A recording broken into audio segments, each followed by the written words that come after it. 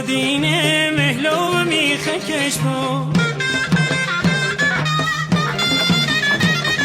یادت دلگ مخمر کنه پیله کش بود شرق سرخ لاکی شیگل پیچه کش بود موقع ریگشونش خوشت و خاله کش بود صوبل کود نابو شویل بدشت کش بود مبارکی مبارک شالا مبارکش بود